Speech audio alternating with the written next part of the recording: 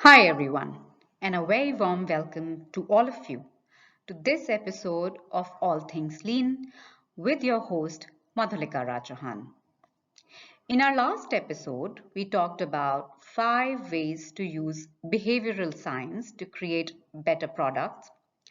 In this episode, we will talk about loss-aversion theory, the economics of design. Let's look at what exactly it means when we talk about loss-aversion theory.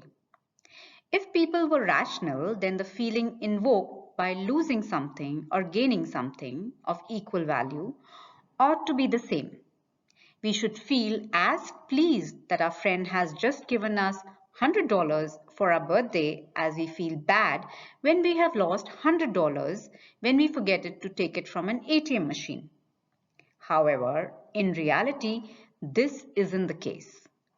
Psychologists and behavioral economists have found that we tend to feel a loss about twice as severely as we experience a gain, because we find loss twice as painful as we experience gain. People tend to exhibit a behavior known as loss aversion. That is, we will try to avoid loss more than we will try to pursue a similar gain. Daniel Kahneman, the Nobel Prize-winning economist, speaking to Erica Good of the New York Times, explains that he encounters loss aversion on a regular basis and that it is easy to observe. Kahneman offers the example of a coin flip scenario. He asks his students, "I'm going to toss a coin, and if it tails, you lose $10. How much would you have to gain on winning in order for this gamble to be acceptable to you?" He says that most people expect at least $20 for the winning outcome. That is twice as much upside as there is a downside. After all, there is a 50% chance of winning and a 50% chance of losing. He also says that if you raise the amount to 10,000 in the question, people will respond with 20,000. Loss aversion is much a consistent phenomena regardless of the amounts involved. If you feel that this isn't right, this is a pretty easy experiment to carry out in your office or with your users. It's a theoretical discussion, so you aren't risking any money when you use it. Let's look at the other side of the argument. Studies have been conducted in recent years which contradict the idea of loss aversion. However, in order to test real aversion, experimenters need to provide real losses and gains to test.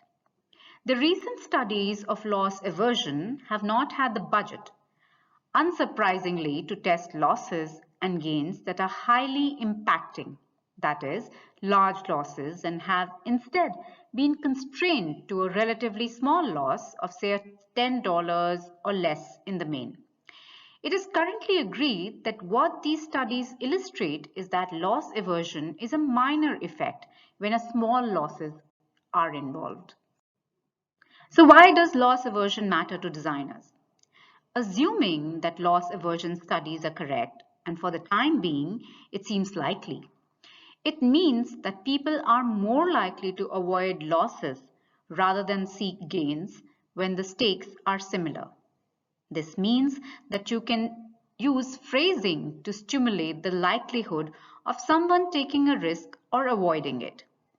We are more likely to take a risk when something is phrased as a gain rather than when it is phrased as a loss. For example, let's consider this. You're about to buy a new phone in a store. The assistant explains that you can have a $10 discount on the purchase price of a phone. How do you feel about that? In the alternative example, you enter the same store to buy the same phone and the assistant explains that you can avoid a 10% surcharge. How do you feel about that? They are, in fact, the same thing, but the one is phrased differently to the other. You are $10 better off in either scenario. Learning whether to offer a discount or to waive a surcharge will affect adoption of a new product. In case you hadn't guessed, discounts work better than waiving surcharges, which is why marketing material usually promotes discounts.